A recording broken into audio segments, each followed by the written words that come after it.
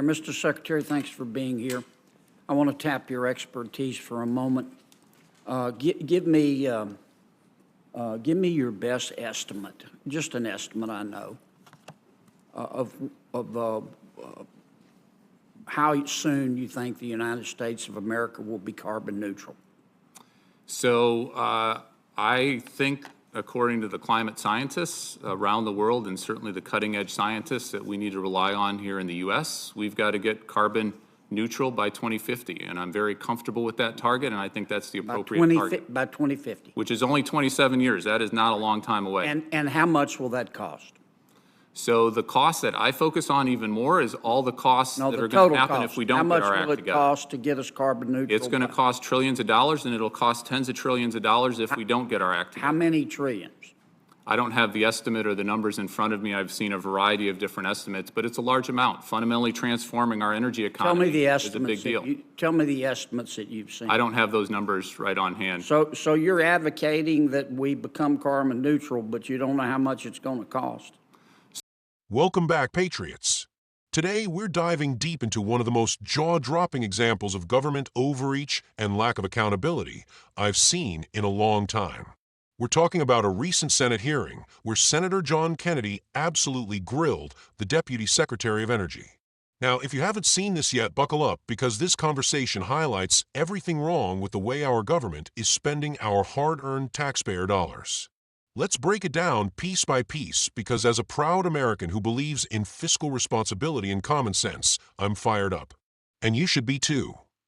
So there's an awful lot of estimates out there. It depends on technology improvement and other kinds of things. You're the expert. I know with how much it's going to cost. I know with the certainty of all the experts I've spoken about, it's cheaper to get our act together than it is to not get our act together on climate change. Okay, then tell me the cost versus the cost that if we don't do it. I think it's orders of magnitude different. If we don't get our act together, it's you don't have a cost. You want us to get there, but you can't tell the American taxpayer how much it's going to cost. Is that your testimony? It's going to save us money, and there's a lot of jobs. Well, how do we know if you don't know how much it's going to cost? I'd be happy to pull up the latest numbers that I've seen. How about $50 trillion? Is that right? It's going to cost trillions of dollars. There's no doubt about it. Okay. If we spend trillions of dollars and we achieve, some of your colleagues estimate 50 trillion, and it disappoints me that you're not willing to give the estimates. I hope you're not telling me you have no idea how much it's going to cost. That creates a whole new host of problems. But if it costs $50 trillion, as some of your colleagues have testified, to become carbon neutral by 2050. And I'm all for carbon neutrality, by the way. How much is that going to lower world temperatures? Or how much is that going to reduce the increase in world temperatures? So every country around the world needs to get its act together. Our emissions are about 13% of global emissions. Yeah, but if you could answer my question, if we spend $50 trillion to become carbon neutral in the United States of America by 2050. You're the Deputy Secretary of Energy. Give me your estimate of how much that is going to reduce world temperatures. So first of all, it's a net cost. It's what benefits we're having from getting our act together and reducing all of those climate benefits. We're seeing. Let me ask again. Maybe I'm not being clear. If we spent $50 trillion to become carbon neutral by 2050 in the United States of America, how much is that going to reduce world temperatures? This is a global problem. So we need to reduce our emissions, and we need to do everything we can. How much, if we do our part, is it going to reduce world temperatures? So we're 13% of global emissions. You don't know, do you? You don't know, do you? You can do the math. We need to. You don't know, do you, Mr. Secretary? So we're 13% of global emissions. If you know, why won't you tell me? If we went to zero, that would be 13%. You don't know, do you? You just want us to spend $50 trillion, and you don't have the slightest idea whether it's going to reduce world temperatures. Now, I'm all for carbon neutrality, but you're the Deputy Secretary of the Department of Energy, and you're advocating we spend trillions of dollars to seek carbon neutrality, and you can't, and this isn't your money or my money, it's taxpayer money, and you can't tell me how much it's going to lower world temperatures? Or you won't tell me? You know, but you won't? In my heart of hearts, there is no way the world gets its act together on climate change unless the U.S. leads. Tell me how much it's The going US to needs to reduce. lead. You can't tell me. Either that or you won't.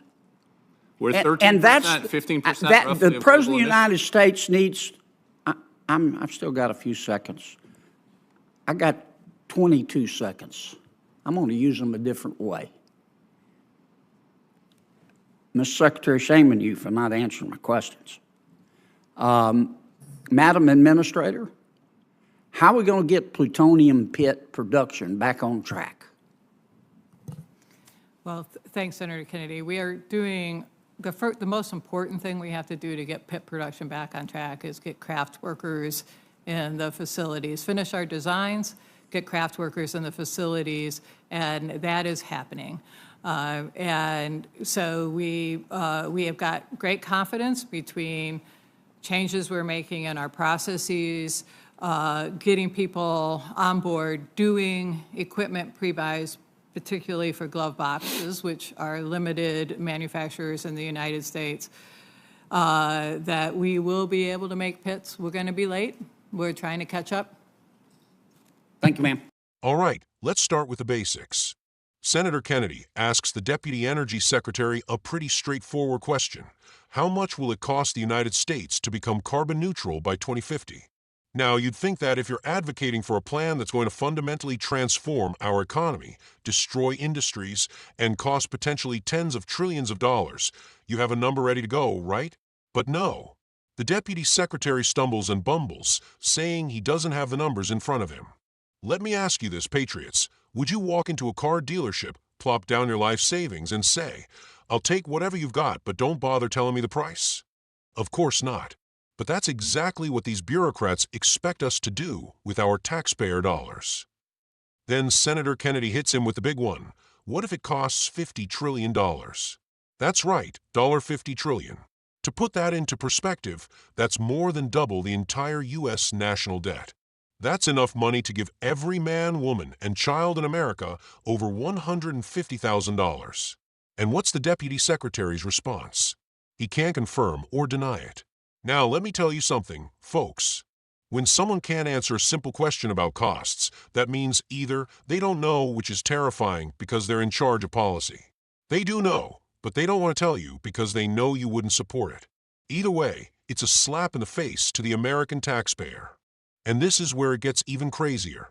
Senator Kennedy asks the Deputy Secretary another simple question. If we spend $50 trillion, how much will it lower global temperatures? And do you know what we got? A whole lot of nothing. The Deputy Secretary couldn't, or wouldn't, answer. Instead, he deflects, saying things like, "This is a global problem, and the U.S. needs to lead." Well, let me tell you something, patriots. I'm all for leadership. But leadership doesn't mean bankrupting your country while getting absolutely nothing in return. If we're going to invest trillions of dollars, we deserve to know exactly what we're getting for that investment. And according to this exchange, they don't have a clue. The Deputy Secretary finally admits the United States is responsible for about 13% of global emissions. So even if we went completely carbon neutral at the cost of trillions of dollars, it wouldn't even make a dent in global temperatures unless other countries like China and India followed suit. Spoiler alert, they won't. Let's call this what it is, folks, a massive wealth redistribution scheme disguised as climate policy. These bureaucrats want us to spend trillions, our money, on a plan they can't even quantify. They can't tell us how much it'll cost, how much it'll help, or even if it'll work. And meanwhile, countries like China are out there building coal plants like it's going out of style. Do you really think the Chinese Communist Party is going to follow our lead? Do you think they care about reducing emissions? Of course not. They care about becoming the world's dominant superpower, and they're laughing at us while we sabotage our own economy. Here's the truth. America has already made incredible progress on emissions. We've reduced them more than almost any other country, thanks to innovation, not government mandates.